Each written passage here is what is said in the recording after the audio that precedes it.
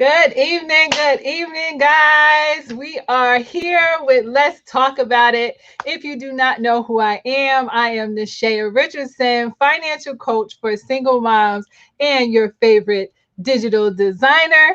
And I am so honored because I have the awesome Miss Tarsha Black from the Wealth Building platform, who every day she hits us with different financial hacks, ways to build wealth, self development, personal growth. She is a wealth of knowledge, and I am so happy that we are having this conversation on women entrepreneurship, empowerment, and living the life that you desire. Thank you so much for your time today, Tarsha. Thank you so much for having me. I actually watch you. I'm a fan too. I am a fan too. I watch you every morning at 7:15, getting my little dose of motivation. So I appreciate so much being on this platform, being able to talk about women empowerment. Yes, women empowerment, entrepreneurship, and living the life you deserve. Hey, Trevor, how are you?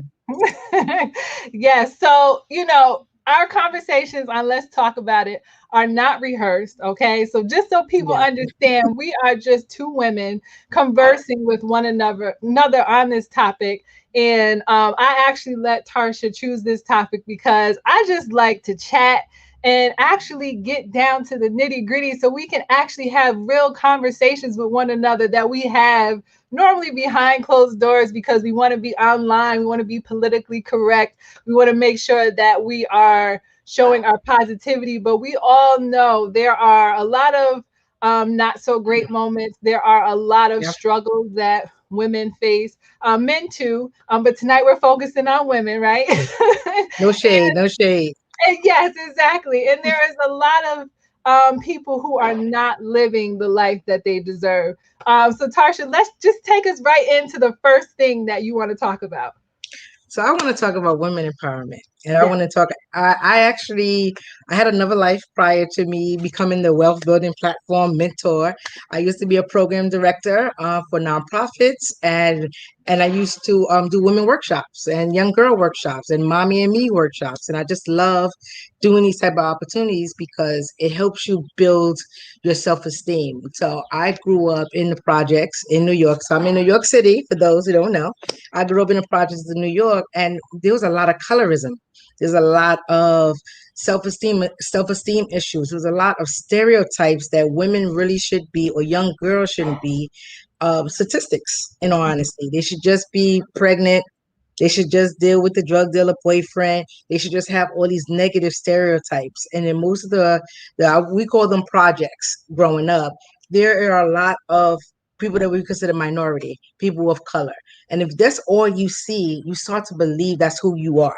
And if you want to change that status quo, you need to do something different. So I give my mother a lot of credit growing up with us not having a lot of money, not having a lot of food and those basic things. She said, I'm putting you in a program. I'm putting you in a program 11 blocks away to give you this encouragement. And that's what started my spark. That's what started my movement. I used to do women girls clubs where we empower young girls to feel good about themselves and not want to just feel that they should just be. If I could tell you what I saw growing up, we need a book. But some of the things that we saw growing up for a young child to see was really hard. And I don't think any mother or any parent will want your child to go through that. So to now have an opportunity to create a different space for them to actually thrive as young ladies, it feels so rewarding to me. And so empowered women empower women. And I think that's the same thing for girls. And when you feel good about yourself and who you are and the skin you in, you empower someone else and Yes. you help them grow into that space. Yes, that is so true. And just earlier, I posted something that says sometimes you are not invited because people are afraid you're going to steal the attention. And I think a lot of that comes from us women who are insecure. We Hmm. are not sure with ourselves. We've gone through or seen things when we were kids, and we didn't either have the love that we felt that we needed. We didn't have the support that we felt that we needed. We grew up in single parent homes where our moms had to be strong, but at the same time, they were not empowered themselves. So you Correct. some of that insecurity, it went off on the children, right? And then we all actually went through our own stuff that we may not, our dark days, right? The stuff that we don't like to talk Talk to about it. people about, right? Mm-hmm. And it takes a lot to grow through that. And a lot of women have those insecurities. So they push that off on other people and Mm-hmm. they make themselves small when they walk into certain rooms, or this powerful woman or the woman to them that is powerful, they can't fathom being next to that person, and we don't know how to get out of that low point. So You would first like need to acknowledge that low point. You have to, yeah. and I think is a there's some self-awareness that has to take place. We have to think about the culture that we're in. We have to think about, especially as people of color, especially Black women, we have it's a real thing called strong Black woman syndrome.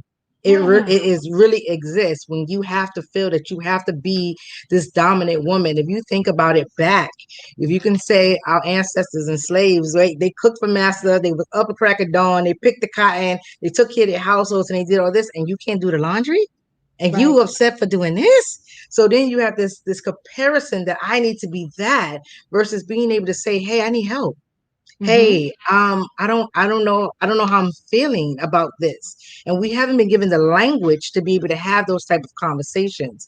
Like I said, I grew up, my mother is considered one of those strong Black women, and we have this dialogue often. And Mm-hmm. I'll tell her, and I can actually, one of the things I can recall one time, because of our upbringing. So it was only my brother and I, and she raised us. And I am my mother's light, aka what we were here in the community called the high yellow. So she's light skinned, and Mm-hmm. she had a different form of stigmas that she had to deal with raising two dark skinned children. And then Mm-hmm. she also had to raise us by herself, and then also had to do it with minimum resources. And then when you're trying to do all that and raise a family, it becomes really hard if you don't see a way out. You start to cope with things around you and say, I'm just going to do the best I can with what I got. All those parents out there, I'm sure you can attest that kids don't come with a handbook, right? Mm-mm. There's no handbook for kids. But I recall one time with her crying in her room, and I'm asking her, Mommy, are you all right? What's wrong? She was like, No, I'm okay. I'm not crying. We know the sounds of crying. We Yep. know when someone is crying. And she just wouldn't tell me because she wanted to be that. She wanted to set that strong image for us. Yet she didn't have a place where she could be vulnerable. And Mm. I feel that that's something perpetuated in our communities that we don't take a moment to stop and figure out, wait, I'm hurt. Or I need to be vulnerable. I need that good girlfriend. I need that man that I can talk to, that relationship that I'm in, that I can say I'm feeling this Yes. and not feel judged by it. And so that's why I say how that meme you're speaking of, it's built in all that. It's multi-layered like an onion of all these reasons and things that we feel and how we react versus respond to things. Yes. Yes. Listen, I love the word vulnerability. Vulnerability. Brene Brown is my friend. We just That haven't is met my yet. favorite V word ever. Yes, yes. And I feel like when us women can be vulnerable, we are so empowered. I'm Yes. telling you, like when you just let go and you don't have that guard up of I'm going to get hurt, people are going to judge me because I'm who I am. I actually have feelings. I don't want to be a strong Black woman anymore. I just Mm-hmm. want to be a woman. I want to Mm-hmm. know that I have a man or I have a support system that is going to be there for me so I don't have to be the strength in this household. Man, Always, always. vulnerability is Mm-hmm. what empowers us women. And I feel like not enough women, like you said, can be vulnerable because we are in situations where we have to be the mother, the father, we have to be the provider. We Mm-hmm. cannot break down, because God forbid our children see that we have emotions. Our children see that we are not strong all the time. Our children see that we are actually humans. And Right, I right. think we need more of that, because one, we have these women that are raising boys, me like myself, and they feel like mom said, boy, you better stop crying, boys don't cry. What? Ooh, ooh. What? Talk about that. Talk about that. I've Boys had that ain't. conversation. Mm. Let's talk about that. Talk about that. I've said that to men too. I'm like, wait, when you come out when you were birthed, when your mother pushed you out, I think the doctor smacked you on your behind to hear you cry, to hear Yes. that you cry, hear that you have life, that you also have emotion. And then they taught that you shouldn't put this emotion out there. And then later on they become husbands and girlfriends. So why I don't know how you feel? It's practically beaten out of them, telling them that they Yeah. should not express who they are. They're human beings first. They're human Hmm. beings first and need to have the opportunity to be able to express who they are, just like every other human being. But again, this goes back to that cultural societal type of stereotypes that comes in that say that this is how a boy is supposed to be, this is how a girl is supposed to be. And it creates these weird shifts and dynamics in people who wants to feel like, I just want to be me. I just want to be Yes. me. That's it. And then you see, girl, you got me going. We might be here until 10 o'clock tonight.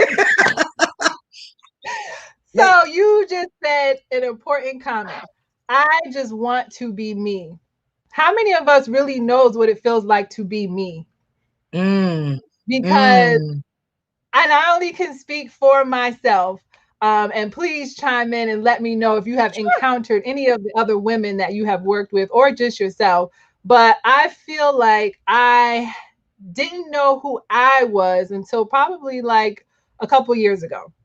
And it took for me to leave a 11-year relationship, start doing my own thing, and actually stop caring what other people said about the things that I did, and just started doing the things that I wanted to do.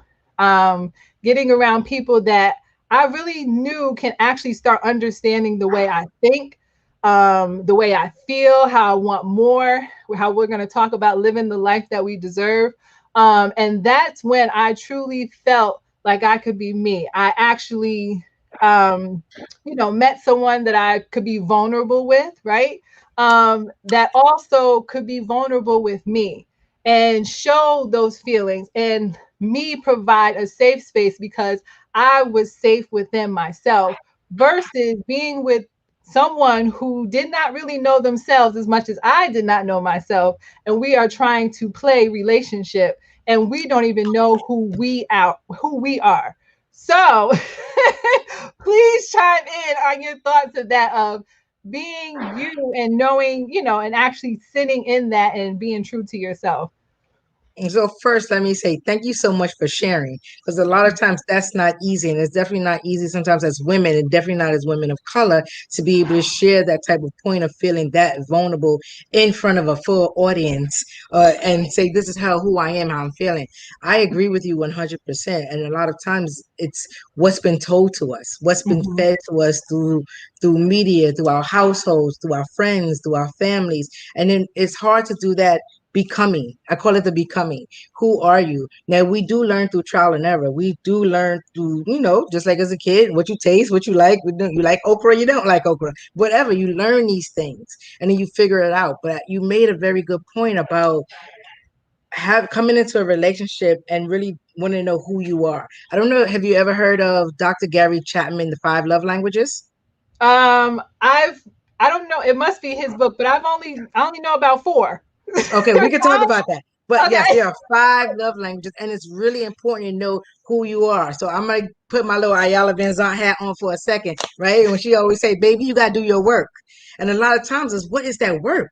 What is it that we need to do? Like you have to find that time to find out who you are. What do you like? What do you dislike? What do you want to try to do?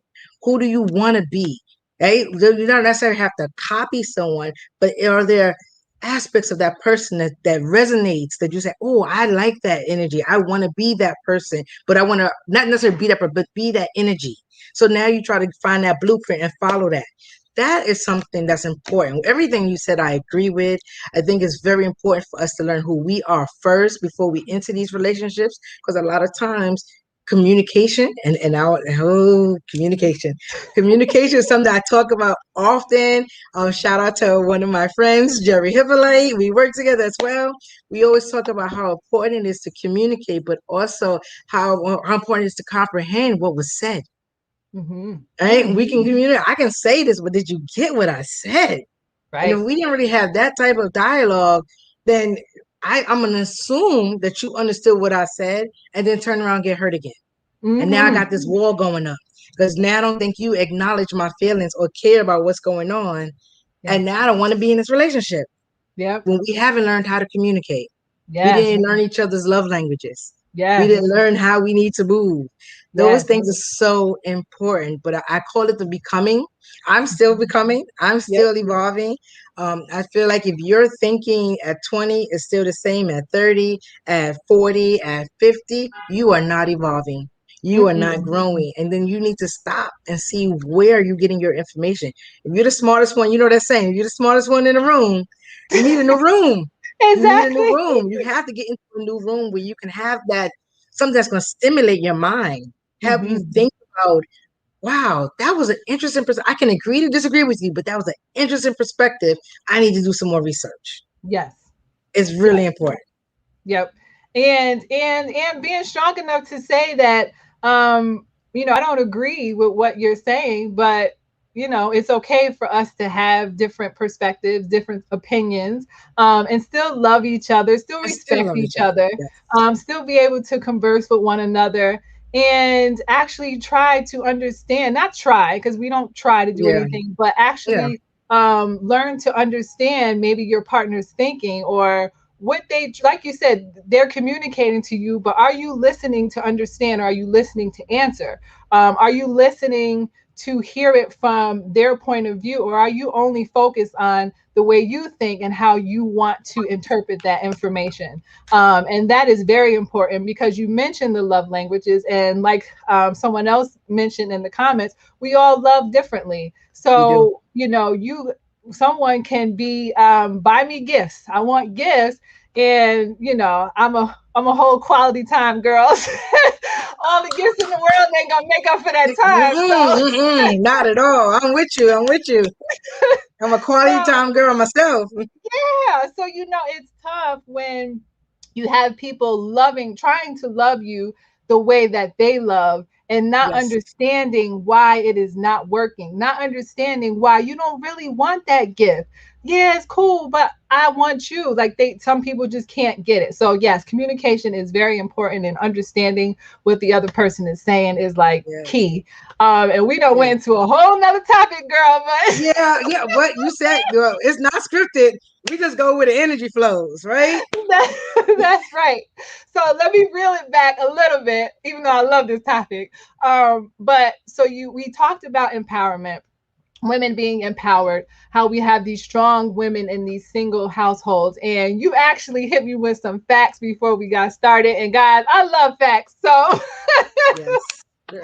science, if you prove it to me, that's all I need. But Tarsha actually found some facts of single women, um, the percentage of single women in Mhm. this country, and just how. And then we'll talk about. So give us the facts, right? And then let's talk about how being empowered in entrepreneurship kind of pulls into that, and how. Yeah, let's just go with that. Okay, so to piggyback on your introduction of it, it is important to know the facts. It is important to know the data because a lot of times that'll help shift the way you move a little bit. And so what I did find, Statistica, this was something I was like, I gasped. Oh, okay. And to take a step back for a minute, in 2019 found this data. And I'm going to tell you in order in terms of the medium household salaries. Okay. So Mm-hmm. Asians bring home 98,174. Whites bring home 76,051. Mm. Hispanics bring home 56,113, and blacks bring home 45,511. And Wow. this, yes, and mind you, this is before taxes. So this is before taxes, before the taxes come out. So can we imagine? Thank you, thank you, thank you. Can we imagine what that would look like afterward? And then actually looking at the census data for 2020, 70% are single mother households. Mm. Mm. 70% US are single mother households. Now, I couldn't find that, but I will dig a little more to find Yep. how that's broken down by race because we can only imagine. I'd never like to make the assumption that this is it or this is the data until I find the data, but we can make a, I would say some assumption Mhm. of how many households are African American women that are single mothers. As a former program director, the majority of my families that I service were single mothers. Mm. The majority. I think I Yep. can recall 5 families that were actually married. Wow. Yes. Wow. And to be, and then that doesn't even say like how many children they have. So, No, they but they could be said under doing. 18. The data was like it's under 18. And so it Mm, doesn't even, as you said, it doesn't give you the data of how many children within the household. right. Right. But And um, you know, just like I know, 1/3 of the income goes to taxes yes. if people are not adjusting their W-4 properly. So you have a $45,000 household, and 1/3 of that is going to taxes. That leaves her with what, like $30,000 or something like that Mm, to mm, live off of. And even if you only have one child, that's difficult. And then thinking about where you live in United States. So we all know New York City is it's like, very expensive in New yeah, York City. $1,500 for a studio or something. Other places it can be a little less, or you're living in neighborhoods that is not where you necessarily want your children growing up at. So now you run into that issue. So Hmm. now you can't afford to live in these nicer neighborhoods. So now your children are growing up in poverty, or even if you're making it a decent life for them, they're growing up around other kids who lack, who don't have abundance. So right there, that mindset Mm, is there. hmm. So we Hmm. feel like I gotta work, work, work, work, work. This is all that I can do. We have very little, so how is it that we're going to make it, right? Exactly. It's like survival of the fittest, and we or children who grow up that way, they don't understand living the life that they deserve. Their parents, their mom doesn't understand living the life that she deserves because all she sees is that paycheck that she gets every week or every 2 weeks. And she's trying to figure out, how can I make this stretch so I can make sure my babies eat? How can I make sure these bills are paid so that they are not sitting in the dark, so that they have food on the table, so that they have clothes and other kids are not laughing at them, right? And then on top of that, she wants to be vulnerable with someone and can't find the man that can be vulnerable with her so that she can have somebody to cry on or to lean on to support her mentally and spiritually versus trying to be that everything for everybody and living off of $45,000 a year. So Mm. If that, woo, yeah. if I So, could even share, yes, you please. like it's resonating with me because literally growing up in a single family household, my mom didn't even work. So we lived off public assistance. So we didn't Mm-hmm. even live check to Monday. We lived check month to month. So Mm-hmm. month to month to try to be able to survive, to be able to get clothes. We called it the clothes box. You go to the neighboring churches, or you go to where they give you some food or whatever. That's how we survived. That's how Mm-hmm. we made the difference. I went to school wearing bell bottoms or someone else's clothes. I went to school having hand me down. So I know the feeling. My mother told me get an education. She Mm-hmm. told me go get an education. I got 2 degrees. I went Yep. and got 2 degrees. But when you talk about the understanding of money, mommy didn't understand money. Mommy Mm-hmm. didn't understand the concept of money and saving. So saving to her was holding. Yes. Right now we know. That's not saving. Saving and putting it Mm-mm. under the mattress, putting it in the pocketbook, putting it in the in the closet or something like that. That's not saving. That's a poverty mindset of saying I gotta hoard this money because I don't know where it's gonna come from next. I don't know how Mhm. I'm gonna make sure ends meet. That's a different concept of learning how to save money to be able to take care of your household and leave a legacy. Total Yes. different concept. And so when you're saying that, I'm up here like, ooh, flashbacks, flashbacks coming in. And I did that. I lived that. And for a while, I didn't understand money myself because I'm like, okay, I got the 2 degrees, I got the good jobs, I'm living well, and I'm still feeling like I'm living paycheck to paycheck. And I'm like, Yeah. what is going on here? Like I need to understand what the problem is. And then you have to learn more. So to come back and see that a black household would only bring home 45,511, and that right there is before taxes, knowing that 1/3 of our salaries income go to taxes. Hmm. What are we really saying? What are we really saying about how the system is set up for us, how we are set to survive? Systematic oppression. Mm. You know, girl, here we go to the left. Yeah, I know. Yes, yes, yes. But So, it leads you to the left. But yes. so I was watching last night on Hulu. They had a special 2020 special on the Tulsa, Oklahoma race Mm-hmm. riot. First time I Mm-hmm. heard about Black this, Wall Street. Black Wall Street. That's exactly it.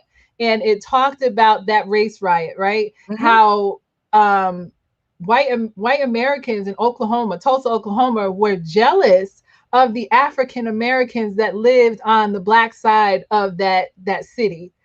They were wealthy. Some of them were more wealthier than the white Americans Mm-hmm. living in Tulsa, Mm-hmm. and because of one small thing, a guy fell on a girl in the In the elevator or elevator. something. Yeah, Mm-hmm. and Mm-hmm. then they I know the went story. and yeah, it's just crazy. And they went and bombed or burnt down their neighborhood. Was it like 300 homes, 300 bodies, and Movie theaters, black yes. owned businesses, thriving communities, doctor offices, everything. They literally burned it down. 'Cause remember, this is a time of it's still time of hate, Hmm. prejudice, segregation.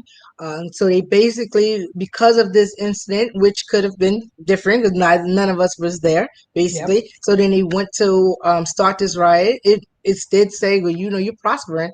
Part of it, they said it was because a young man in the elevator fall on the white woman, but it could have been also like, hey, that gives us reason Yeah. to go there. And they Hmm. actually deputized a lot of the white men there to now go in and be able to burn the homes. That's actually where the government actually dropped bombs on that land. Hmm. On that land. Our government dropped bombs on that land. That to destroy that black community. And then I would tell you to look up Seneca Village in Okay. Central Park. Central Park used to be a thriving black community as well. Really. Yes, eminent domain. They called it eminent domain, which basically Hmm. means that it was ran down and everything else, and they allowed the city to take it back and turn it into Central Park. But it is a Oh, deeper story into that. But definitely, it was a thriving community also with Central Park stands. and see, and that is, I mean, I'm not a historian, but history speaks for itself, and that is why we are still in the position that we're in today. And Hmm. I used to have a difficult time understanding, um, because you hear this all the time that we all have the same opportunities. We all can go to college. We all can apply for that job. Blah blah blah blah blah. And I used to think like, yeah, they're right. I could go to that school. I could do this. I can do that. But when you are, and this is not, and we're not having a race conversation, but this is what the topic is came to. Yeah. But when you see things like this, the systematic oppression, where anyone will find a reason to disrupt the African American community so that they are not equal. Because God forbid they not be slaves, right? God forbid we not be slaves. Let me just correct that.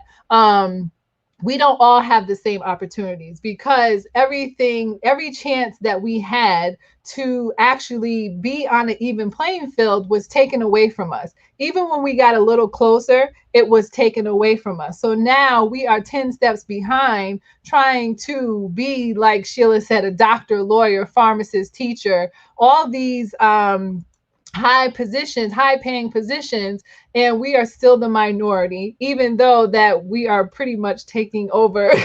We're not going to be the minority anymore, but we are not in these high paying positions because of systematic oppression, and because of things like bombing, the government bombing wealthy Black countries, communities, and like you mentioned, Central Park, taking that away from us. Any chance that we had to get ahead is constantly being taken away. So I think that is an excellent segue going into being an entrepreneur and a woman, Mhm. because I saw a statistic somewhere that said 82% of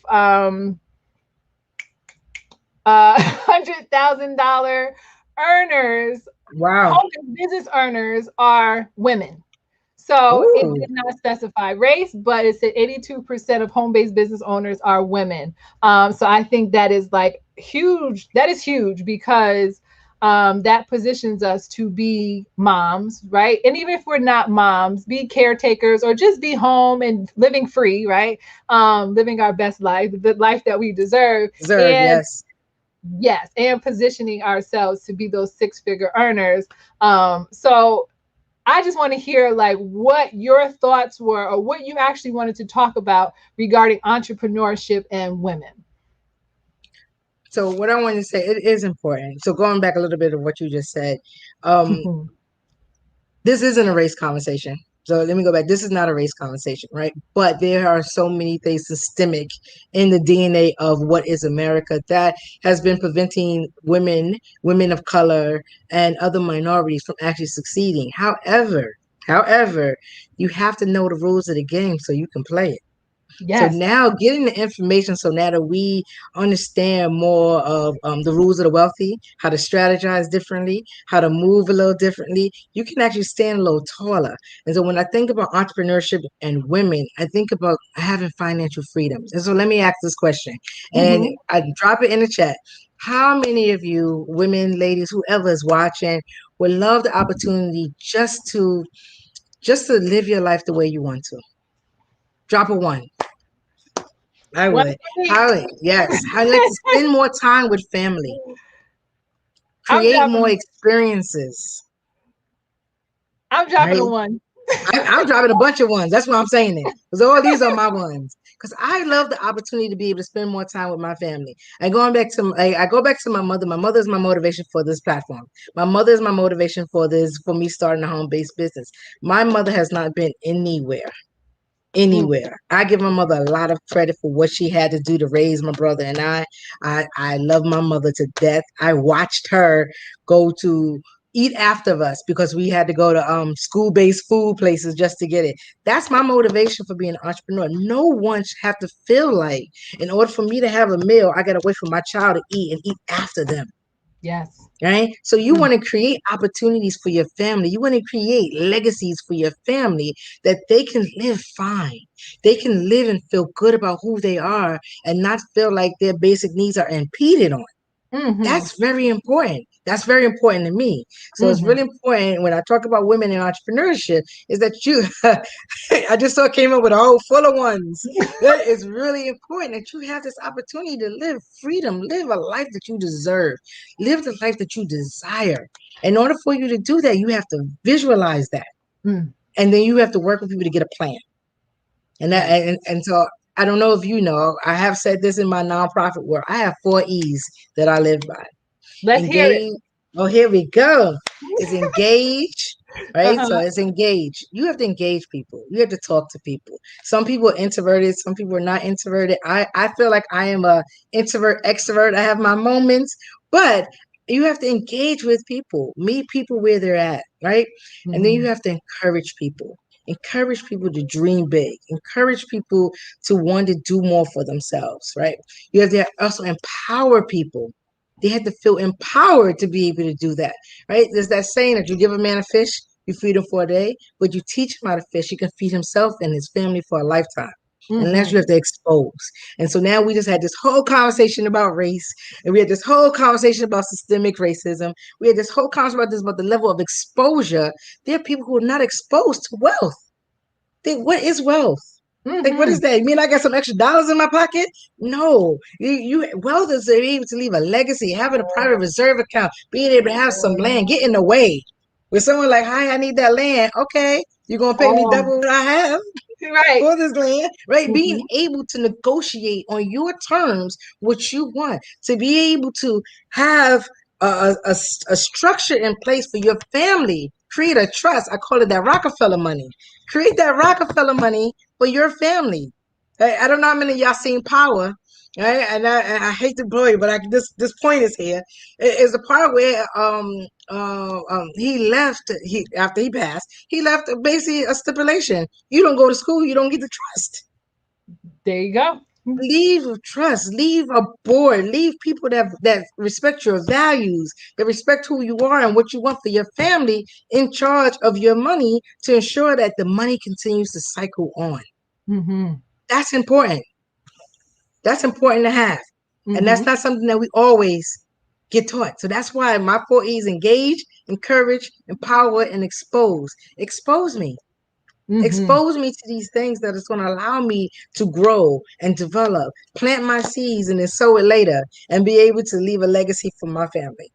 Mm-hmm. That is so important because I love exposed. I love exposed Yes. because what we don't know, we don't know. Right.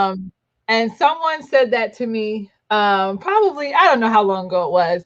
And I said something like, how can somebody not know that? Or, that was silly. That's common sense. And they said, well, my Mm-hmm. mother always told me, what you Common don't know, sense you ain't don't common. know. And common sense ain't Sense common. ain't common.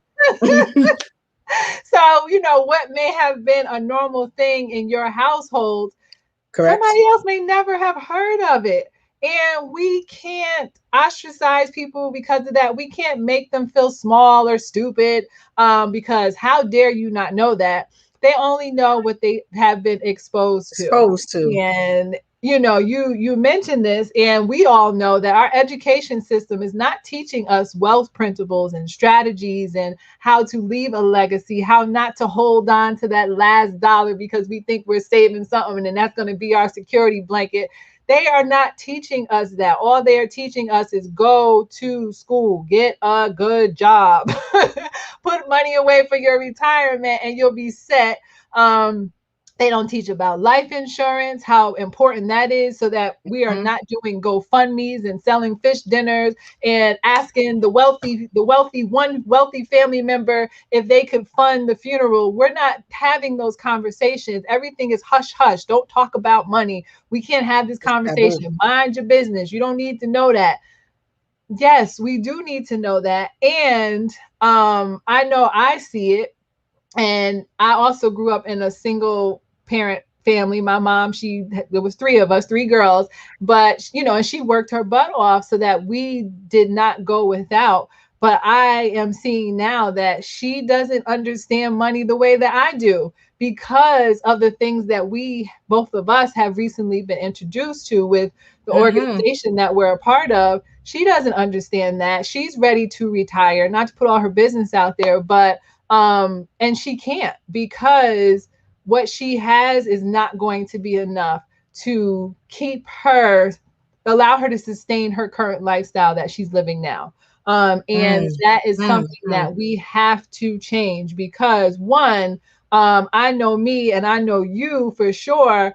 I don't want to see my mom working forever. I don't want to see her worrying about money while I'm healthy and thriving and have access to so much money. Even though it is not about the money, it is about what the money can do for us. But knowing that we have access to so many resources, I don't want to see my mom struggle. And I don't want my son to not understand money the way that I didn't until last year. Um, Exactly. so it's definitely important that we expose our children, our Mhm. family, or whoever is open to listening to Mhm. the information to actually set themselves up for a better future. Mm. And like you said, that's then going to lead us to living the life that we deserve. You know, you mentioned having freedom and time and all of that Woo. stuff. That is like, that's wealth right there, if you ask me. I don't know about you. No, I do. I do. Yes, I do. I know you do. We have lots of conversations about this, but and we have a lot of similarities when we talk about wealth and freedom and what our goals are. And you know, I don't want to take this over because I know this is your time. But did you want to add anything else to living the life that you deserve? And you know, because we can keep going on. We We can talk. could. We could. Um, well, what I want to say about living a life that you deserve, you have to believe that you deserve to live that life. Mm, That's first. You have to believe that you deserve that life. You have mm, to feel that in you. Now, there's going to be, and I'm saying this also from experience, because if you haven't been exposed to it and you're not sure, you kind of like doing that little tiptoe, that kind of double dutch jump in, like, I'm not sure. You have old myths about money and about wealth. And if that still exists, you need to find that and crush it. You yes. need to find it and crush it because it's going to prevent you from really living the life that you deserve. I said this like, man, I don't want to feel like I'm in some form of caste system that I'm only supposed to make this amount of money. Mm-hmm. I want to feel like if I want to be able to take my mother on a trip and say be gone for a month or two, that is fine. Yep. That is fine to be gone a month too. I'm not worried about Con Ed. I'm not worried about rent. I'm not worried about any of that stuff. So when you believe that you deserve this, you will set the standard. Mm-hmm. First, you got to set a standard. This is another thing. I don't know what everyone listens to, but I love listening to podcasts. And so I let it see because I know I had some money myths growing up. I know I had some things that made me feel like, am I supposed to have that? Do I deserve that? So I listen to podcasts. I've been listening to Jim Rohn. Right? Mm-hmm. I've been listening to Tony Robbins. I've been listening to Brian and Bean. Listen to him every Wednesday on Well and listening to these things that just show me like, oh sugar, I do deserve this. Mm-hmm. It's like a wake up call and it's refreshing. But Yes. first you believe that you deserve it. You put things in place so you can. So you get yes, Trevor, feed your mind. Trevor popped right up. Yes, you have to feed your mind. And then you also got to stop blaming yourself for circumstances. Yes, standards. Got to have some standards. Then you set some goals. So you're gonna go into your standard. You're gonna live into your standard. You're going to create rituals behind your standard. Mm-hmm. Right? Now, if you're just going to wish, then it's not going to happen. I wish I had that. That's I bet. nice. Right? I recognize, but once you have a standard to perform or do, even if you fail forward. Mm-hmm. Even if you fail forward because you know what? You're going to learn from that lesson. Mm-hmm. Right? But you need to have a standard. You need to create a ritual, create that routine so you can continue to move forward, so you can actually grow, get your glow up. Yes. Basically, right? Get that glow up. But you want to stop blaming circumstance. He see this one did all that. You want to stop, assess it, learn from it, and move forward. Mm-hmm. That's one thing you want to stop doubting yourself. We Yes. do that often. We Often. doubt ourselves. Often. Unfortunately, oh, that shoulda, coulda, woulda, and what if I did this? We take too long living in that pity moment that it stops us from moving forward. Even Mm-hmm. these things that I'm talking about, to live the life that you deserve, you need to stop blaming the circumstances and the situation. You need to Mm. stop doubting yourself. You need to not be intimidated of time. Mm. So sitting here and start comparing against someone else. I just started this conversation that empowered women. Yes. So if I can't compare to you, we should be empowering each other. If I need to learn something, I need to be able to talk to you about that. So you can talk to me about it. So we can constantly encourage each other Yes. and continue to move forward. So why am I competing? I shouldn't be Mm-mm. competing. Nor am I Mm-mm. competing with your success. That's another one. Nor am I competing with time.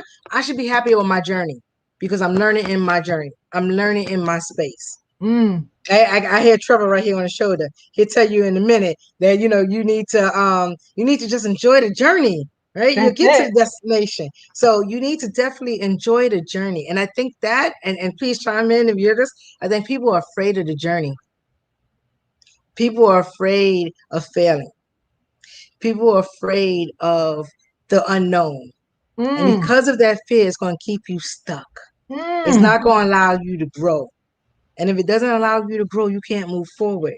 And when you facts. start to seeing other trees blooming and blossoming and flowers growing, you're like, but what about me? It's because Facts. you're staying in that stuck spot. So I want you to grow. I want everyone to grow. I love working with people, right? There's all that extra introvert part of me, right?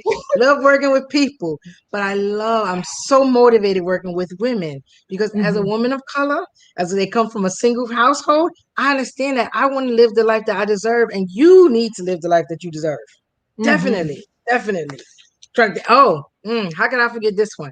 So this is another one because I have my little notes written down here, and I want to make sure I didn't forget something. Right. Excellent. Another thing is also think about those toxic people. Look at your tribe. We talk about this often. Shay and I talk about this often on the side as well.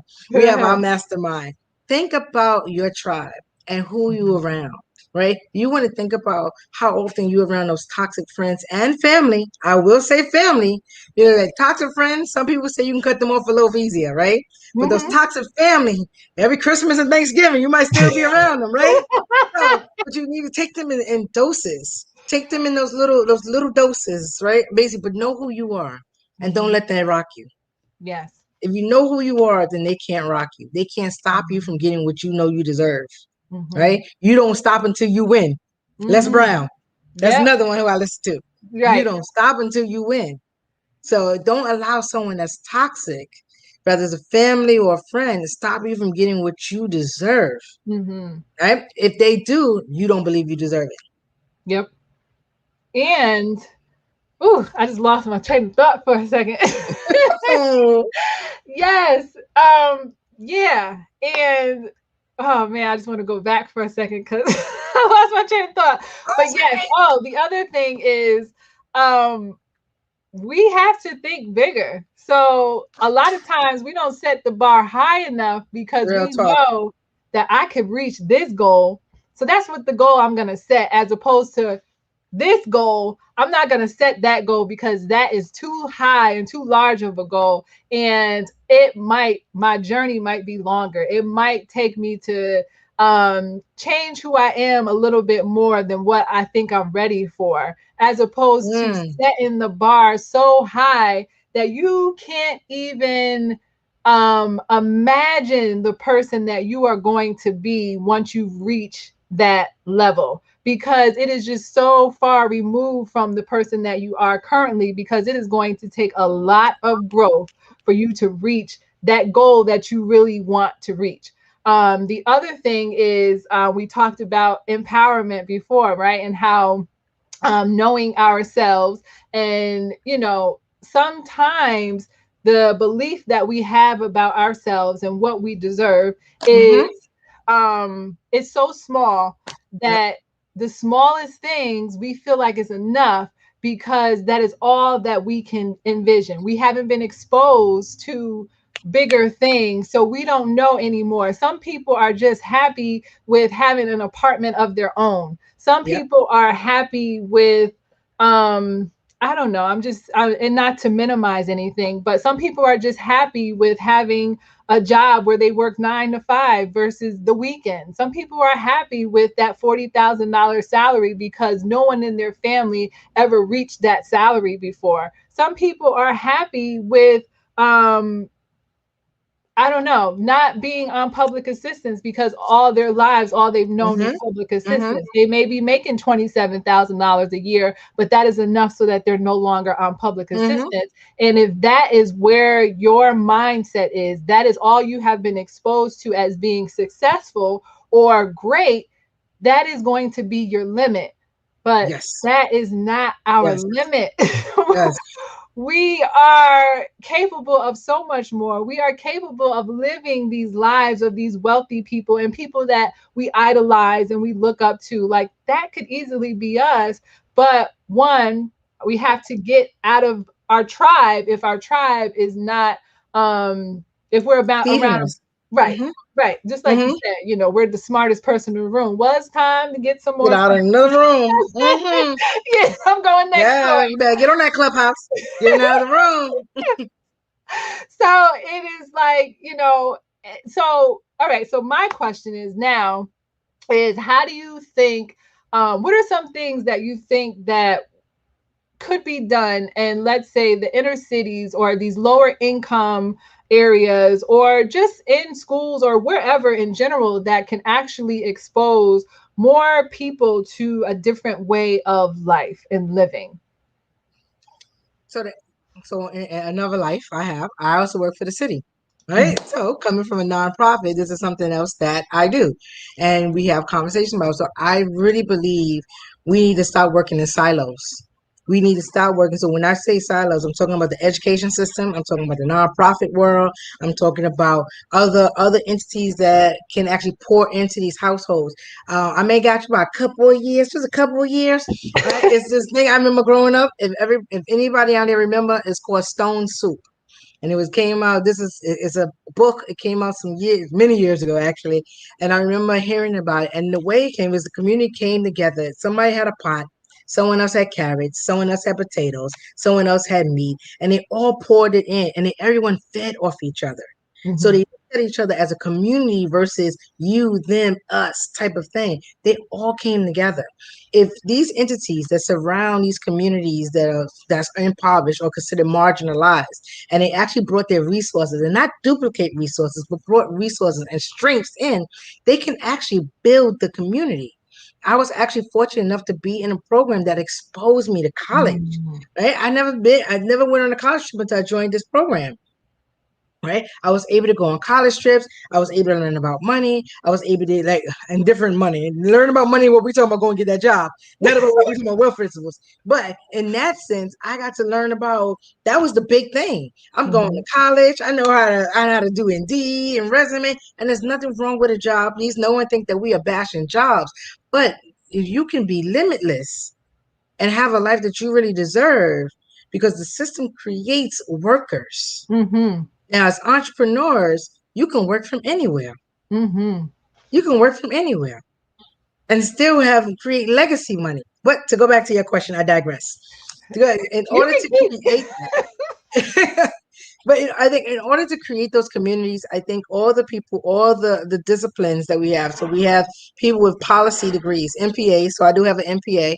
People with policies, people with business, people that are in social work, people that are educators. All of us need to come together because if you think about it, as a human being, we are multifaceted. We are multi-layered. Our basic needs flow from anything from just having our food met to knowing what it feels like to be loved, to understand Mhm. the self-actualization, to understanding that this is who I am. And this meets people in different areas of their lives based on their experiences. So we Yeah. can't assume human service is the most expensive service that we have. Mhm. If you think about the investment, and then we have on top of that, you think about people with special needs. Yeah. And so if we're not equipped as communities to support, I'm gonna say deal, I'll say support these pieces, then what are we doing?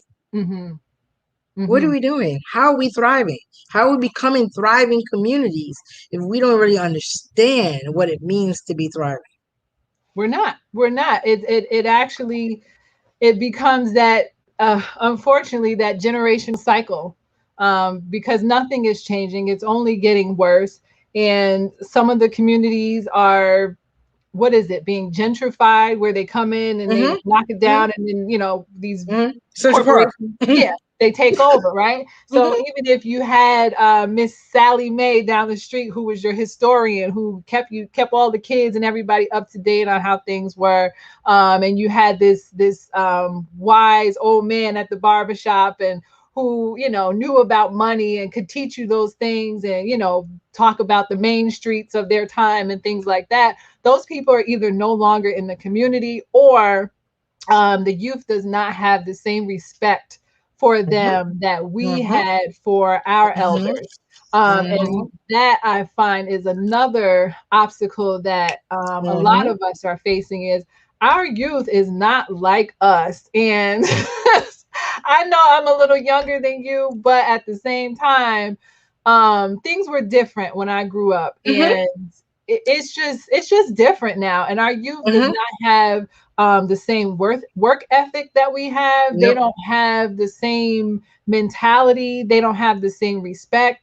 Um, and I hate to say this because I am raising a black male, but I feel like a lot of them are lazy, and maybe I shouldn't generalize that, but some But I kids, understand where that energy comes from when you say that. yeah, and it's not all kids, but I've Hmm. seen like a group, a large majority of kids who don't have that same drive to do anything great. And then you have those others who are millionaires doing YouTube and all this other stuff. But and then I think that also comes from their upbringing and what is being taught in the household. Exposed. So if they have parents who may have degrees or who has that financial intellect or that entrepreneurial intellect, they are also teaching that to their children versus someone who does not have that, someone who lived with the mom who hid the money under the mattress, and held, all they knew is to hold on to that last dollar. So I think that has a lot to do with it too, is going back to the word exposure. Which family had more exposure to wealth and different things? Mm-hmm. Were they involved in activities outside of their neighborhood where they can interact with other and different people in different environments, knowing how to conduct themselves when they enter a room, just knowing how to have an interview. It was interesting because Ken Lawrence posted earlier whether or not people thought that kids should know how to write a check and fill out an envelope because everything Oh, is so yes. electronic. And girl, I had to fill out a check and an envelope probably like last month. And I was like, how the hell I do this? Because I haven't done it in so long. So those basic skills that we were taught in school that we did on a regular basis, I know me personally, I'm losing that. So our kids aren't even being taught how to do that. So what is it going like? How is our world going to end up? I Mm. don't know. It's just this. I think it's an acknowledgement of what you just said. It is an acknowledgement of that. I tell my providers all the time, you have a very unique role in the communities to be able to provide, to support and provide structure, but don't come in and say, I'm going to fix you. Come in and empower them because there Mhm, is truth in those communities that you are in. They have value. Just like you mentioned about the young people today, everyone is evolving. We all evolve. mhm, I evolve, you evolve, people evolve. We're going to continue evolving. But what are we learning? Because there are strengths within those communities and within those people. The part that they may do it a little different than we would do it. What mhm, I find to be hurtful is the erasure of culture, mhm, of traditions, of those pieces right there. That's the part I find to be hurtful, and I wish it was brought back into our dialogue and our experiences. But I think there are young people like my sister. She's younger than me. She's not even 30 yet. I would never say that because she would get me right. But she's borderline, right? And she sits there and she could be my sister daughter. That's how in age, right? yep, But she teach me so much and I learn so mhm, much from her and I find value. Now there are things that she do differently that I would not do because of how I was brought up. But there are things that I learned from her. And if we're not, there go your word, vulnerable, and mhm, we're not open enough to have these type of dialogues with our juniors, rather than our children or nieces, nephews, and everyone else, and we're not and they're not open enough to listen to us and learn that we've been there, done that before you, boo. mhm, Before you, boo. So we know mhm, that, right? You yep, may do a little quicker, but we got it, right? Then how will they learn? I think it's the sad part is the disconnect. And if we actually can come together to really have a real transparent conversation about what mhm, we are lacking, but what we have the strength, I think we mhm, can move forward. I mhm, think we can bring value because some people say like creating a common enemy. That's what I said. If you think about my stone soup analogy, people were hungry, right? mhm, If I have the pot and then the water and you have the food, all I got is a pot with water. yep, Let's put the food together and make something to eat so we can at least sustain ourselves. mhm, It takes a different mindset to think about that. Yes. And not everybody's on that because we live in these silos of me. Hmm. And that's going to be the hard part to crack. That's what we're going to need to kind of cultivate. That's what we're going to need to nurture. That's what we're going to need to teach people, that you can change that mindset from a poverty mindset to abundant mindset, that everyone can actually live. Everyone can actually live the life they deserve. Everyone actually can eat. And we can Hmm. teach our young people to do that. Yes. Yes. And yeah, and we got to start with the parents. Right. Yep. So yeah, so the parents need some work, because I feel like we all need to have the conversation and let people know that counseling is okay. It um, is. the stigma or the taboo or whatever you want to call it that's on counseling, and how you got to be crazy, and I'm not going to sit on that person's couch and tell them my problems. They don't understand my struggles. How could they possibly understand? One, do some research and find you a counselor, social worker, whatever they call them, who can understand your struggles, who may be an African American like you, woman, man. We have the freedom to go and find whoever we want that we feel we can connect with. You don't have to sit on a couch or a chair and talk to somebody that you feel doesn't understand your struggles. So true. So that's the first thing. Get some counseling. If you don't know what's wrong with you, if you always got an attitude, if you feel small when you walk in a room full of other people, or if you are constantly um, um, oh man, I missed the word. If you are constantly in competition with other women, or you feel like you have to be in competition with other women, or if you constantly feel like you are trying to fight for your spot because you don't Yeah. want anybody else to come and be territorial and take up your space, you need to do some work, because like you said, there is enough out here for all of us, and you should never be in competition with anyone else. You're always in competition with yourself. Yourself. Am I a better person than I was yesterday? Am I a better person than I was last week? Am I reaching the goals that I set for myself? Am I successful based on my definition of success versus society's, or versus my mother's, versus my sister's? How do you feel about the person that you are currently? Do you like Becoming. you? Do you like you? Because a lot of people don't like themselves, which then in turn brings that energy when they come around other people, and nobody likes them because they don't like themselves. So Ooh. Mm. that is something that we need to start with, is parents or caregivers or adults in general. We Mm-hmm. all need to do the work to find out who we are, to get comfortable with ourselves and have competitions with ourselves, and just focus on that. And then you can bring that positivity, that security, that vulnerability back into the household, and then shed that onto your children. I feel like we all need to have conversations with our youth and Mm-hmm. let them know that it is a safe space to be at home. So many children are afraid to go to their parents with their issues that they're having at school. If they're feeling sad, we talked about, boys crying. They feel like they can't cry because I'm a boy. So many families or households are in that space where they don't feel like they can be vulnerable with their parents, their sisters, their brothers, because, um, you know, the Mm-hmm. moms and dads can't be vulnerable with each Mm-hmm. other. So Mm-hmm. we're not teaching our children that it's okay to come to me with whatever issues that you have, and this is your space, safe space, versus holding all of that inside, which then leads to angry adults, sad adults, confused adults, don't know which direction to go in adults.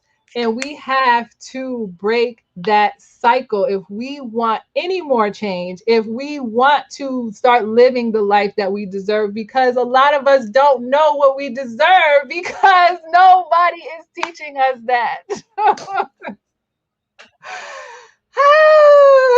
I could keep going for days. No, but that's exactly why I created the wealth building platform, because I Yes. really think about it, like, and I say this, my winner part of my degree, I studied psychology, and I Mm-hmm. was introduced to Abraham Maslow, and he created the hierarchy of needs. So I tell Mm-hmm. everyone to Google the hierarchy of needs. I've created programs based on the hierarchy of needs, and it really understands as human beings we are multifaceted, and we have so many layers, and there's so many things to us that we know and we need to deserve, and we deserve.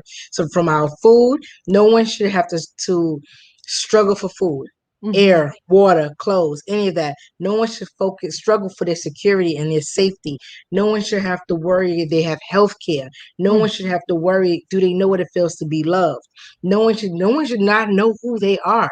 It is constant for us to figure out who we are. And I love that part about Abraham Maslow. This is why the hierarchy needs is the reason why I created the wealth building platform. Mm-hmm.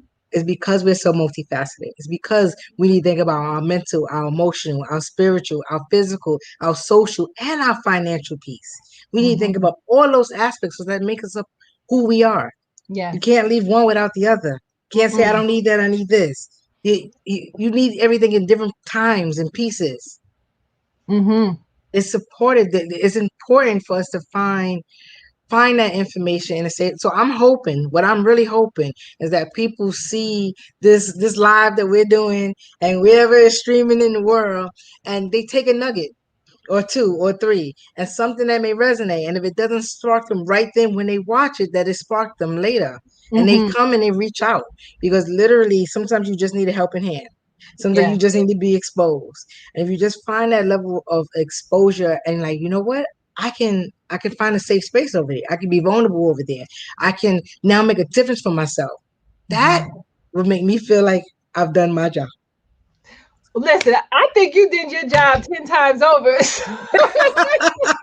Because if nobody else got anything out of this conversation, I got something out of it. It's But mutual. It's mutual. yes, listen, this like I don't want to stop. So if you gotta go, just let me know. I do not gotta go. I'm getting hot too, but Oh, girl, I was about to take off this jacket. Woo! We've I been can't talking for a take this minute. off. We'll be our only fans after this. Oh But yeah, yeah, no. we don't need that. That'll change the whole trajectory of this conversation. Exactly.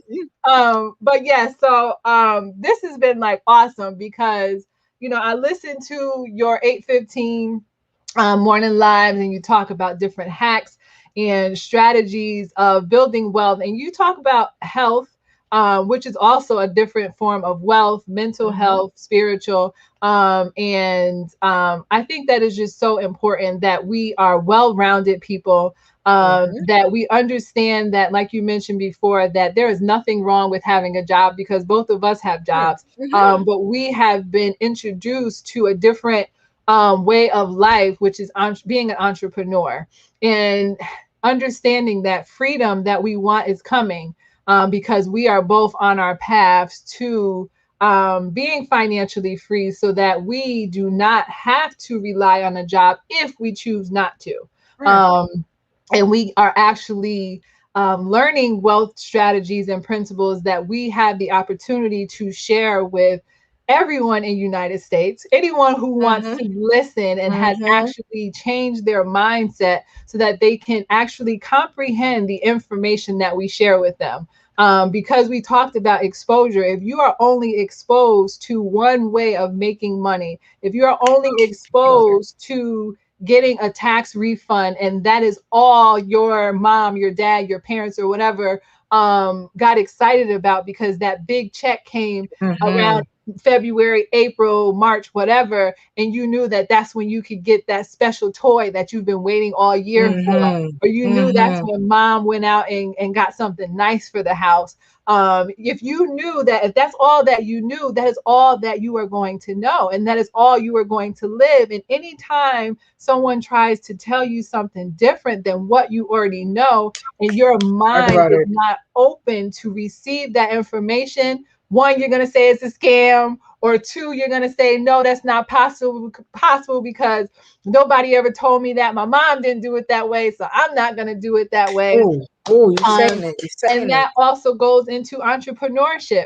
No one ever told me about having a home-based business. How is it Oh, possible that I write off all my expenses versus just paying bills? Nobody ever told me that.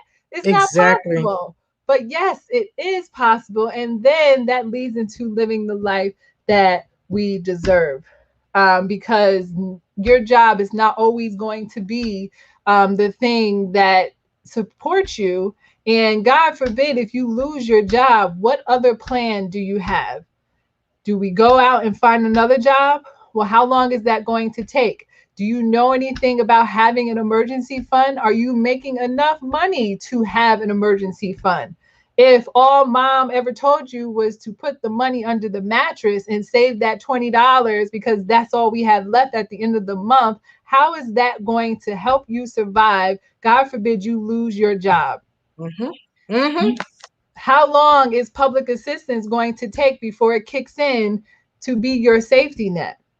If you don't have the answers to that, or if we have to rely on a different resource to take care of us, that means it is time to do something different, time to add a home-based business, time to be an entrepreneur and start doing something that you can control and that you actually enjoy doing, that is also going to give you that time freedom and time with your children, or whatever that life is that you desire and that you deserve.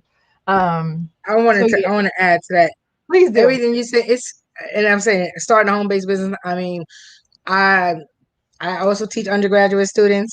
I work for Mhm. the city, so I was told to get a job when they got 2 degrees, all that stuff, right? And then when I was exposed to saying, "Hey, you should have a home based business," I'm like, "What? Do what?" Another thing, I have to say, as horrible as the pandemic has been, because people have lost so many lives, people have lost livelihood, people have lost so much. That has given birth to me in this pandemic. I've been giving birth because I started a home based business. Is it scary? Yes, because Mhm. I'm doing something that I was not taught before. I was Mhm. not exposed by my immediate family to. But is it worth the risk? Yes. Yes. Is it worth me moving forward to see that on the other side of that unknown, that X is my legacy, the Mhm. legacy for my family? Yes, it is Mhm. worth it. It is worth that I am learning on my journey. It is worth it that I'm gonna keep moving forward.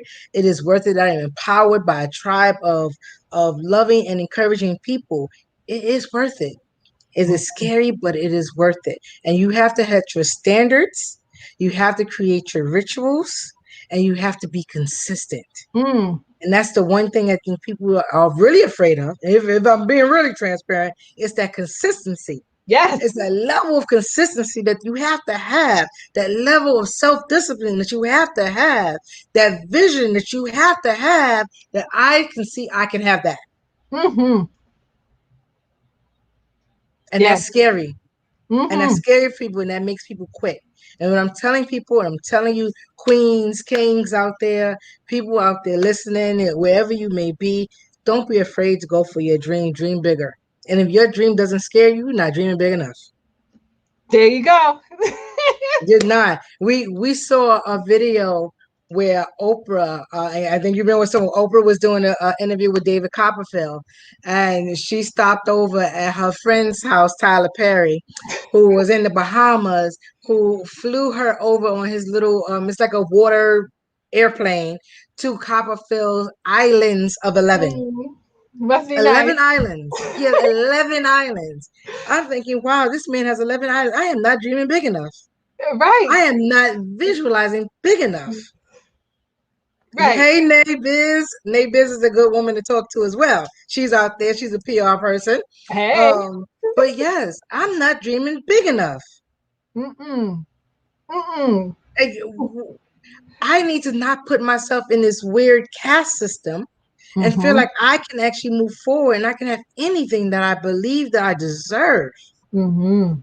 So I'm putting it out there to everyone that is listening, everyone that is watching, everyone that even doubt that you can't have what you deserve. We're doing it. Mhm. We are planting our seeds and we're gonna Yes. sow it later. So that's another thing too. And I remember saying this in one of my lives. Stop trying to be a hunter.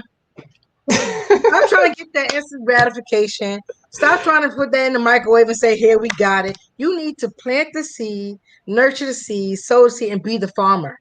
Mhm. Be the farmer and watch it grow. Right now we're talking about planting seeds, nurturing seeds, making sure it has good soil, it's getting the sun, make sure it's doing all that stuff. And then we can watch it grow. Then we could talk about the harvest. Then we could talk about what Hmm. we do with the harvest. So Yes. many people want to be hunters and be that microwave. All right, I'm the lion. I killed it. Thank you. Here we go. Now what? Now what? Gotta go Now what find you more doing? food. Then you gotta go run find food. You sitting there, you go. It's that story of the tortoise and the hare. And the hare just like, yeah, I'm chilling. But what happened? The tortoise originally got there. Yep. You gotta love your journey. Hmm. You gotta love your journey. You gotta love how you're moving. Hey Ken, how are you? I see it come up every like pop up when I'm focused. But yes, Yeah. Yes, that is so important because nothing instant ever lasts long. It doesn't last. There's no real value in there. Um, yeah. We have to really start enjoying the process. Because there's so much growth in the process. yes, We have to like take it all in and actually understand who we're becoming, the things that we have to change. The people that we may have to get out of our lives so that we can they're continue to the toxic. next step. People that we may have to bring into our lives so that Yes, we can reach the next that step. tribe. On this journey in this path, we can't do it alone. I don't care what anyone tells you, you can't do it alone. And if you do it alone, it is a lonely journey.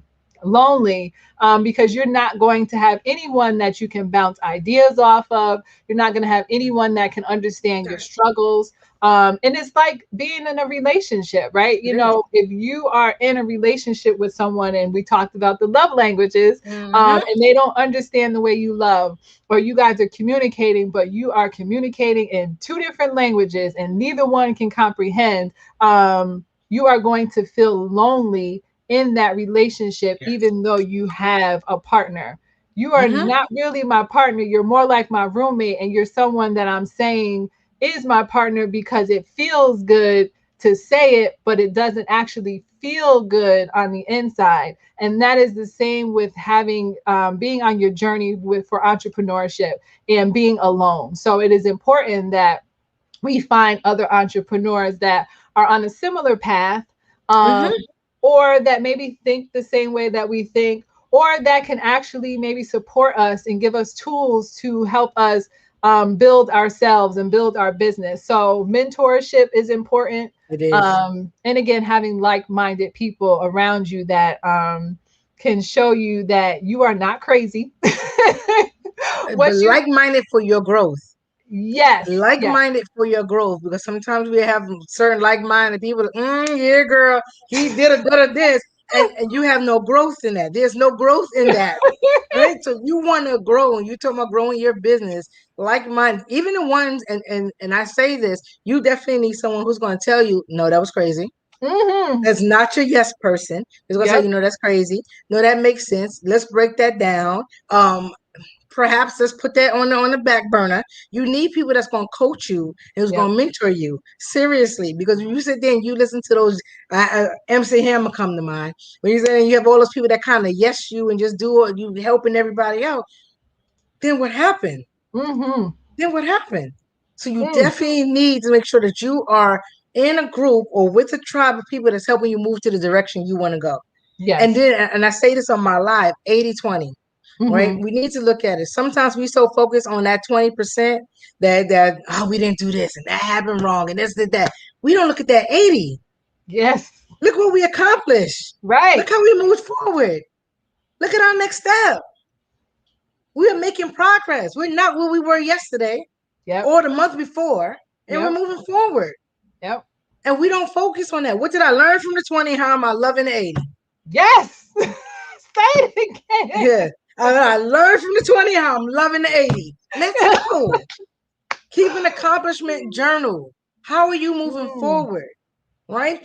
I'm not telling you to be blind from the mistakes that you made and how you fell forward, but I'm telling you to accomplish, love your accomplishments as well, and don't dwell in that. Don't dwell Hmm. in what you failed at, because what Mm. you failed at is really where you're growing at. And and I'll say it again, people are afraid to fail. So Yes. they're afraid to grow. Mm. You can't be Mm. afraid to grow. Yeah, I remember saying before, I love sleep. I love my pillow. We have a very great relationship. My a very great relationship. But I realized if I wanted to become the woman that I believe I am, I need to be, I had to stretch myself. I have to do an Mm-hmm. 8:15 live. I have to get up Mm-hmm. in the morning and get up earlier so I can come and drop some nuggets so I can reach some people that Mm-hmm. and hope that I'm making an impact. Yes. That And you was are. important. And you are. Appreciate that. You are. Appreciate And that. yep. Yes. And I'm glad you mentioned that because we all have to do something that's going to make us do Stretch you. something. Yeah. And I had a similar journey with doing something different. My 7:15, right? The morning stuff. And that was because I was late to work every single day. Every single day I was late to work. And guys, that is not a good thing. No, that's not.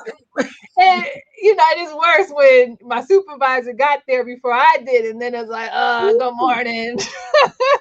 But if That's I not good. can sneak in before him, it's not so bad. But either way, it's not a good thing. And I'm like, and then I started working from home. So I'm like, what can I do differently so that I'm not rolling out of the bed when it's time for me to be logging on my work computer? And I said, all right, well, I'm going to do a 7:15 morning motivation. So that way I know that somebody is relying on me to be there. And if I am not on time, they're gonna be like, where you at, Shaya? Like you said you was live at 7:15. I waited for you. I was here at 7:15. You wasn't here. And to avoid that conversation, which guys, don't get me wrong, I still be late sometimes to my morning motivation, but it's not a good thing. But I know that people are counting on me. And I did not, like you said, think that I was going to have an impact on anyone. It was really more for myself, to keep myself accountable, to say that if I am on time at 7:15 for morning motivation, that means I'll be well prepared to log onto my work computer and start working at 7:30. And I did that for, a little while. And then I think I missed one day and people were like, hey, where you at, girl? Yeah, because I was one of those people. I said, He was like, hey, you all where's she right? at? You okay? I was Yes. like, I don't feel good today. I need a Right. break. But I want to add to that. Guess what you just did? You did exactly what I was saying. You set it a standard. You set a Mhm. standard and you created a ritual. Yep. Literally. So I'm gonna get up early. This is gonna be Mhm. my standard. I'm gonna drop these nuggets. I'm gonna start 7:15. I have a reason to get to work. Make sure I'm on time for work at 8:30. I'm not just rolling out of bed. You started to put a standard in place, Yes. and you created a ritual, which Mm. became your habit, and it's who you are. It's part Yeah. of who you are. We look forward to where's that 7:15 motivation. Mhm. Yep. So when it was saying it doesn't, if y'all need it, if y'all visual learners out there, she just showed you that. She created, that was an example of how she created a standard and her ritual. Mhm. You can do Mhm. it. It is possible. Impossible is impossible. Oh, that's it. That's it. Yes, I love that one. yes. I love Impossible that is one. impossible. You are possible. And I have trouble on this side now, right? He was talking about us being limitless, us Mhm. being and thinking about the limits that we create for ourselves. Stop creating limits for yourself. Yes. Dream bigger. Throw the That's spaghetti on the wall and see if it sticks. that's it. And if it don't stick, you ain't done yet. You Yeah, you gotta you keep ain't done yet. cooking. That's exactly right. You gotta keep cooking. Yes. And yes, that is so important because we just play small sometimes. And it's Safe just and small. it's easy, yeah. Small, safe, comfortable. We want to stay in our comfort zone That little two because step. yeah, because if I stand in the corner and two step, won't nobody see me. I'm still dancing. Nobody, I'm Mm-hmm. not gonna stand down the Mm-hmm. crowd because I'm moving with the crowd, but yet Mm-hmm. at the same time, I'm not on stage twerking, twerking. you know? Yep. You're not growing. You're not growing. Exactly. Yes. And I think it is important that and then I also think that it's important that we challenge ourselves to do something different, even if it's once a month. I had a little small challenge from Friday. And I asked people to actually do something different this weekend, even if it was one push up or whatever, do something that you Mm-hmm. would never normally do, because it makes you feel different. I don't even know how to explain it. I always use the word liberating, but you feel like, when you have a new experience, you learn something different, Yep. and you feel stronger, you feel a little Yep. smarter, you feel Yep. wiser, and you get excited about it, and you actually want to start telling other people about it Mm-hmm. versus that mundane same schedule every single day. Like, it gets depressing, and it's not just because it's the pandemic, but if you are living the same life every single day, 365 days a year, you are slowly disintegrating and dying inside. And You speak in no. my language because I say that to my students. You know, you want to live your dash, Mm, right? And they're like, "What's your dash?" The day you were born, and then the day you transition. mm, What did you do in that dash? What did you do in that space? You don't mhm, merely want to be existing. Existing is pretty much being on that hamster wheel of just doing the same thing. I call it that pinky in the brain moment. What are we going to do today? Try to take over the world. You're just doing the same thing over and over again, but you're not living. And if you mhm, think about when you want to look back, and I tell people out there, read Stephen Covey's book, mhm, 7 Habits for Highly Effective People. mhm, Think about that with the end in mind. When you transition and your family have that funeral, that wake, or whether what will they say about you? mhm. What would they say about you? If they say that you have cute shoes, then something is wrong. They did not say enough about you. You didn't leave enough of an impact on Yeah. people. You want people to talk about, did you motivate them? Did you Mhm, inspire them? Did they feel loved by mhm, you? Did something you mhm, said trickle something in their brain? They felt challenged. And I said, you know what? I still remember my fourth grade teacher, Miss Shanklin. mm, I mm. remember her, and she motivated me. Yeah. And we would do these little vocabulary things. So think about the end in mind. How will you do something different? Mm. How would you be experienced? What will be your experiences? How are you living your life? Life is meant to be lived. Yes. Like, hey, Ken, life is meant to be lived. It really is. And it's supposed to be able to create experiences, good, bad, and indifferent. You can't. And I Mhm. had this conversation with a friend of mine some years ago. He was like, "Oh, I hate collard greens." And I'm like, "You hate collard greens? Did you taste them?" No. How you know you hate them? I'm like, huh? How do you know you hate collard greens if you never taste collard greens? At Right. least say you tried it and Mhm. you don't like it. That's valid then. You at Yeah. least said you tried it and I do not like it. Mhm. Before you say you hate something you have not experienced. Experience is Mhm. something that you want. You want to be able. You said you did that. When I get older, the one thing I want to say, I traveled the world. If knock on wood, I don't get any form of Alzheimer's or anything. I can't remember anything. I remember a whole bunch of pictures where I'm gonna look at and say, "Yep, that's me. That's me. I did that." You want to not exist in this space, but you want to live Mhm. in this space. Yes. And you just mentioned a special word, travel. Woo! I think that is like one of the keys to exposing people to a different lifestyle. Unfortunately, so many people are stuck in their city, their town, their wherever they grew up, and that is all that they know. And they don't know Pre pandemic. Let's put that down. Pre pre-pandemic. pandemic. Yeah. And that is all they know. And they can't understand any other cultures or how other people live or with the foods that they eat. Like you mentioned, the collard greens, they may have grown up on cabbage and don't know nothing else but cabbage. So if anything else is introduced to them, it's like, I don't want that. I don't eat that. It's nasty. But when we actually start traveling and get out of our where we grew up, I'm telling you, that is what is one of the keys to exposing ourselves to more in the life that we deserve. Mm-hmm. You see Mm-hmm. different cars, you see people dressing differently, you see the sun shining a little differently, the water's a different color. Think Man, about it. it is so important to travel It so that, is. It yeah, is. It's yeah. so important to travel. It's so important to be exposed to other cultures and not be closed minded and be open. You don't have to. take what they say and say that is yours, but you can understand.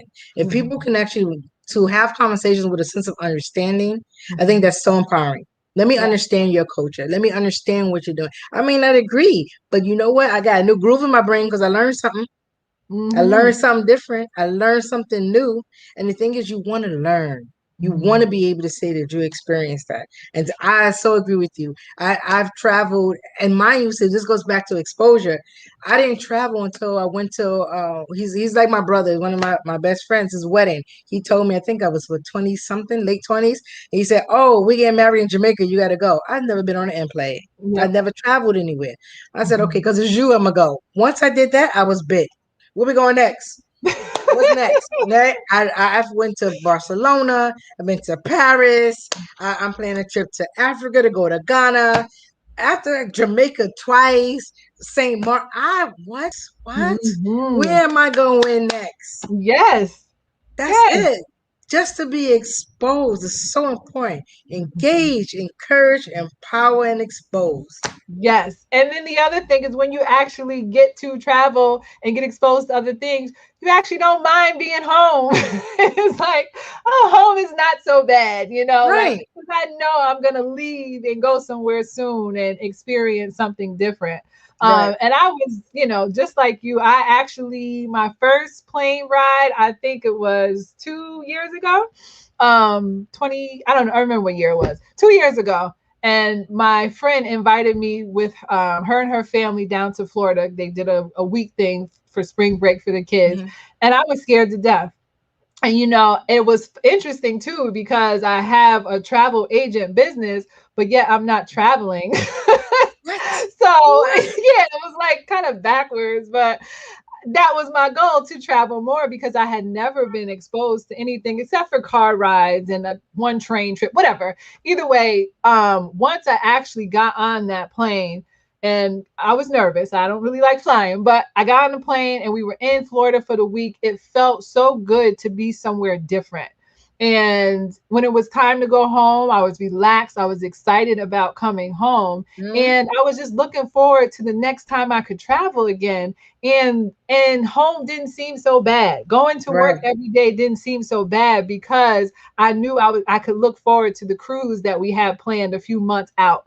And it was something that it was exciting, and then I could get to experience new things and meet different people and say, okay, I did this. This is exciting. So I think it's also important that we get out of our comfort zone with the way we live, not even Mhm. so much the things Mhm. that we know, but that too. So that Yes, that will also help us start living that life that we deserve. Um, I think we're definitely. done. Yeah, yes. We definitely went over an hour, but definitely this was Listen, amazing. I truly enjoyed myself. yes, I didn't have a time limit, but I think we could always come back with a different Most topic, definitely. because you already know how we do. We can chat it up all night long if we have something good to talk about, or we Mm-hmm. could just go on tangents and, and see where the conversation goes. But I do want you to let people know where they can find you, what it is that you are doing, how are you helping people, because I know you are a helper. Just tell folks about you and how they can reach you. So again, my name is Tarsha Black. My business is the Wealth Building Platform. The purpose of the Wealth Building Platform is to provide an array of holistic resources for you. That's mental, emotional, spiritual, financial, social, um, and it helps you with your growth. It helps you with your development. I want you to be able to impact your lives in a positive way. And so you can find me on Facebook on my Wealth Building Platform. I'm actually going to start streaming also to my YouTube channel, which is also the Wealth Building Platform. And I have been called the Wealth Building Mentor. This is my purpose. My purpose is definitely to empower people. And I'm working on curriculum. I'm actually also helping doing girl chats and working with other folk who want self-esteem workshops. So I'm doing that as well. Awesome. That also makes me feel all lovey. And I'm working with women. All right. And so I have one young lady who already signed up, loving, loving, loving. And Yeah. I'm looking to get at least 11 more women so we can start our own tribe and start to build our business and our legacy. That's my goal. It's more, and I no shade. Like I said, no shade to the men. Love y'all, love y'all. But being a woman of color myself, being coming from a single woman household, understanding the plight of single women, I really want to tell women out there, you can be anything you want to be. You are possible. You can actually create the legacy you deserve for you and your family. And what you need to do, step out your comfort zone. So let's Mm. do this. Let's join this team. Let's be empowered. I challenge you. And Nashaya says this also. This is not something we get you in. This is something we let you in. You have to want to be motivated enough to do this. You have to be focused enough and consistent enough to do this because you are setting a standard and you're creating a routine. Mm-hmm. So That's I right. join me. We can make this happen. I can definitely help you build. We can do some goal setting as well. I love that also. So that's the professor and me coming out. I Yep. love that as well. But that's where you can find me, and that's what I'm doing. Yes, that is awesome, awesome, awesome, guys. Give it up, give her some claps and some fiery emojis, some Thank uh, you. muscle emojis, 100s. Drop them in the comment for Miss Tarsha Black. I am super honored, and this is like an awesome conversation, guys. Every Tuesday, I'm coming with it. Let's talk about it. I don't care what the subject is. Maybe we should do a little PG. I don't know. Maybe not, because like I'm very vulnerable and like transparent and open and ready to have these tough conversations. So, Right. You can always put please, a disclaimer on it. Let everyone know this is kid friendly or not. that is very true. That is very true. And I feel like there's a lot of conversations that people are afraid to have that we all need to have, that we are all thinking, but afraid to say it because we feel like it's taboo and somebody's going to shun us for being human.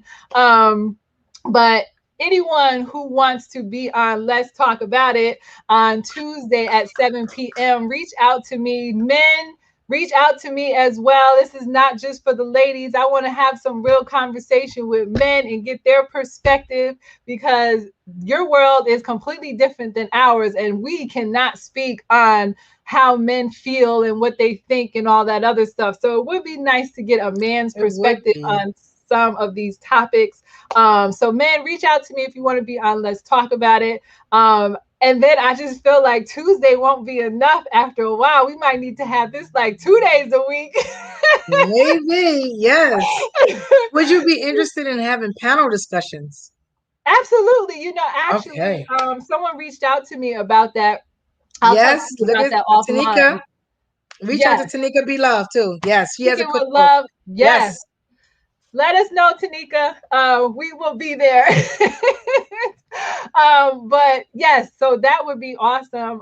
If it was just more than just two of us, we would probably be here for like 3 hours. I ain't even gonna lie. Which is real talk because we can talk and there's Yes, various topics out there that we can talk. and who Regina, 5 days a week. I hear five you. days? We already do it 5 days a week, This Regina, week, and I'm yes. and I'm gonna be honest with you. 7:15, 8:15. Exactly. But we can have a little focused conversation. We can do this again. This is fine. Yes, exactly. So definitely tune in to Tarsha at 8:15. I am usually live at 7:15 Monday through Friday for some morning Yes. motivation. I have a new strategy that I'm using with this platform where I may do some replays of old morning motivations depending on the day and what's going on. But either way, tune in to either one of us depending on your morning schedule, or you can always catch the replay. I am your Yes. financial coach for single moms, also your favorite digital designer. And yes, that is a new skill set that was exposed to me that Hmm.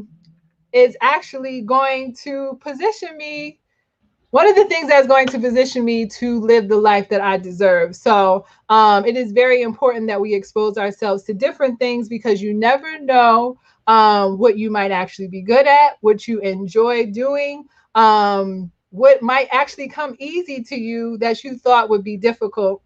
So always expose yourself and try new things. But guys, I am just so happy that you guys tuned in. We were consistently at 10 viewers most of the time, Tarsha. That's super Oh, dope. nice. Yes, Really? lots of love, some new faces that I've never seen before. Maybe they are your friends, but Yes, I we're saw just quite a few of them pop up.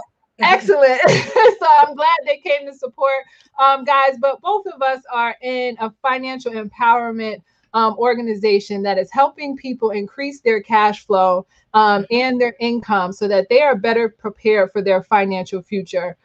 We are teaching and exposing people to wealth strategies and principles that is going to bring back more money into our households and actually position ourselves so that we are no longer hiding money under the mattress thinking that we are building wealth. We are actually doing things that the wealthy people are doing so that we are in a better financial space. So if you are connected with Tarsha, please reach out to her for more information on these wealth strategies and services that we are a part of. If you are a part of me, somehow or another, reach out to me because we are helping so many families and we are just getting started. This is only the beginning. And by the time we're done, United States gonna be wealthy. Everybody Everybody's gonna be be wealthy. wealthy. Yes, we are It's just gonna be like starting. Oprah. You get a car. You get a car. You get a car. Everybody's gonna be wealthy.